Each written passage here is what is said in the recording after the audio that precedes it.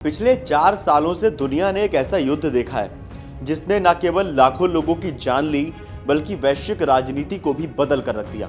लेकिन 29 जनवरी को एक ऐसी खबर सामने आई जिसने सबको चौंका दिया। रूस ने यूक्रेन के राष्ट्रपति वोलोदिमीर ज़ेलेंस्की को सीधी बातचीत के लिए मॉस्को आमंत्रित किया।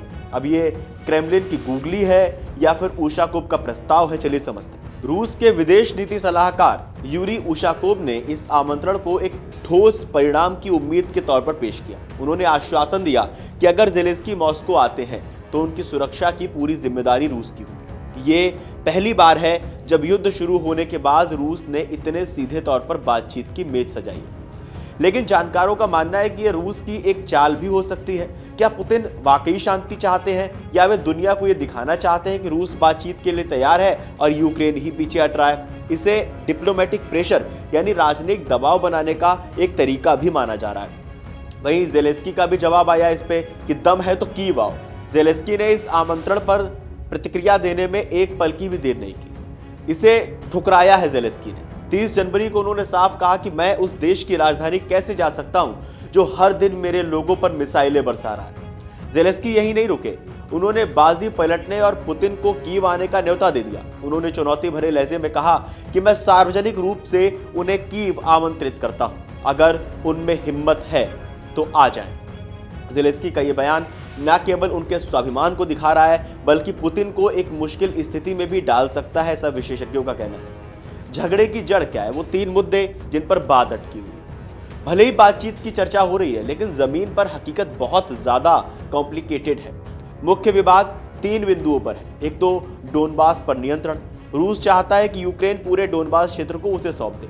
रूस के पास अभी 90% हिस्सा है लेकिन वो बाकी का हिस्सा भी चाहता है। अब यूक्रेन का कहना है कि वो 1 इंच जमीन भी ऐसी नहीं देगा जो रूस ने युद्ध में नहीं जीती है। ज़पोरिज़िया परमाणु संयंत्र, ये यूरोप का सबसे बड़ा परमाणु संयंत्र है। अभी इस पर रूस का कब्जा है लेकिन यूक्रेन इसे वापस चाहता है ताकि उसकी बिजली की समस्या हल हो सके। सुरक्षा की गारंटी, यूक्रेन चाहता है कि भविष्य में रूस फिर हमला ना करे। इसके लिए उसे अमेरिका और पश्चिम से पक्की सुरक्षा गारंटी चाहिए। रूस को इसी बात से सबसे ज्यादा चिढ़ है। इस समय यूक्रेन में तापमान -30 डिग्री सेल्सियस तक गिर सकता है। रूस ने जानबूझकर यूक्रेन के बिजली और पानी के स्टेशनों पर हमले तेज कर दिए ताकि ठंड को एक हथियार के रूप में इस्तेमाल किया जा सके। यहीं पर अमेरिका के राष्ट्रपति डोनाल्ड ट्रंप की भूमिका अहम हो जाती है। ट्रंप लगातार दबाव बना रहे हैं कि यह युद्ध अब रुकना चाहिए। उन्होंने पुतिन से हमलों को रोकने की अपील की, जिसके बदले यूक्रेन ने भी रूसी तेल रिफाइनरियों पर हमले कम करने के संकेत दिए। ये एक तरह का युद्ध विराम बनाने की कोशिश है ताकि बातचीत का माहौल बन सके। अब बात करते हैं अबू धाबी की। क्या यहां निकलेगा समाधान? मॉस्को और कीव के बीच भली जुबानी जंग जारी हो लेकिन असली पर्दे के पीछे की बातचीत अबू धाबी में हो रही है। 1 फरवरी को वहां रूस, यूक्रेन और अमेरिका के बीच अगले दौर की त्रिपक्षीय वार्ता होनी है। हालांकि ईरान और अमेरिका के बीच बढ़ते तनाव की वजह से इस बैठक की तारीख में बदलाव की संभावना भी है। अब सवाल यही उठ रहा है जो बीते 4 सालों से सवाल बना हुआ है कि क्या युद्ध रुक जाएगा? क्या शांति मुमकिन है?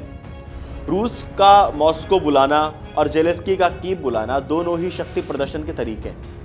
फिलहाल कोई भी झुकने को तैयार नहीं है लेकिन ये सच है कि 4 साल के विनाश के बाद अब दोनों पक्ष मेज पर आने को मजबूर भी हो रहे हैं, बातचीत का रास्ता निकालने की कोशिश भी कर रहे हैं। आने वाले कुछ दिन या कुछ हफ्ते ये तय करेंगे कि क्या दुनिया को इस भीषण युद्ध से मुक्ति मिलेगी या फिर यह कूटनीतिक दांवपेच और लंबा खिंचेगा। आप लोगों को क्या लगता है? हमें कमेंट बॉक्स में जरूर बताएं और देश और दुनिया की तमाम बड़ी खबरें जानने के लिए देखते रहिए अमर उजाला।